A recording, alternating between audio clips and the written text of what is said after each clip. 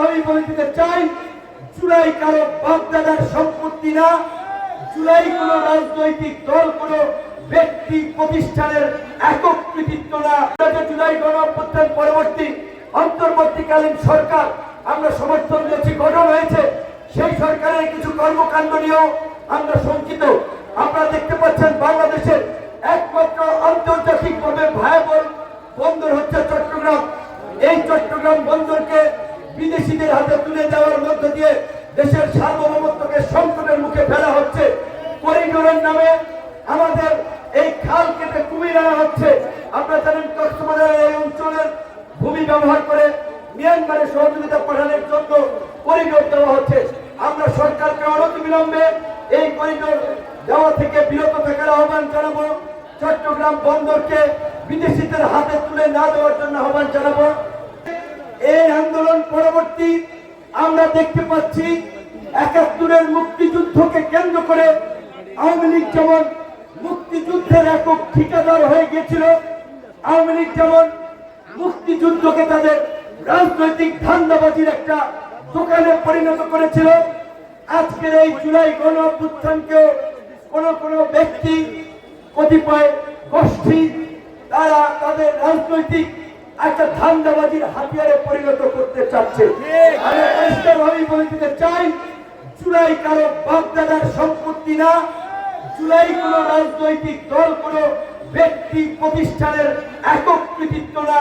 জুলাই এদেশের সমস্ত শ্রেণী পেশার মানুষের আপামার জনতার লড়াই সংগ্রামের ফল।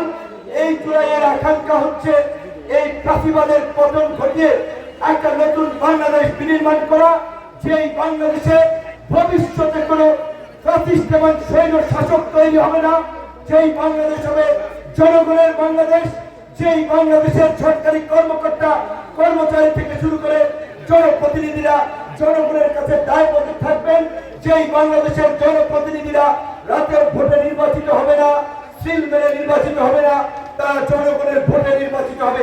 সেই বাংলাদেশ বিনির্মাণ করার জন্যই এই জুলাইয়ের সংগ্রামীদেরকে জাগ্রত থাকতে হবে এবং জুলাইয়ের নামে যারা দোকান খুলে ব্যবসা করবে তাদেরকে আপনাদের সকলকে মিলে প্রতিহত করতে হবে।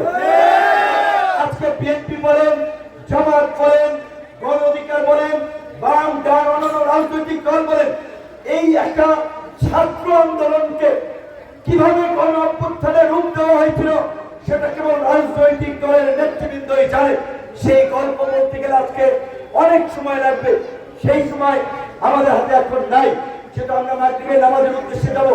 শুধু একটা কথা বলতে পারি, আপনারা লক্ষ্য করেছেন এই 16 তারিখ বেগম রোকেয়া বিশ্ববিদ্যালয়ের মেধাবী ছাত্র আবু সাইদ যখন বন্দুকের নলের সামনে বুক চিতিয়ে নিজের জীবন দান করেছিল, গোটা দেশের তরুণরা সেই বীরত্বপূর্ণ জীবন দান থেকে আরো উৎসাহিত হয়েছিল এই ফাঁসিবাদকে তাড়াতে। তারা যেমন রাজপথে নেমে এসেছে, একই সাথে 17 জুলাই রাজনৈতিক দলগুলো গায়ে বেড়া জানাজা করেছে। 19 জুলাই রাজনৈতিক দলগুলো গণমিছিল কর্মসূচি দিয়েছিল। সেদিন রাতেই বিভিন্ন ছাত্র সংগঠন রাজনৈতিক দলের নেতৃবৃন্দের সাথে আমরা যোগাযোগ করেছিলাম, তারা যেন এই গণ অভ্যুত্থানে অংশগ্রহণ করে এবং এই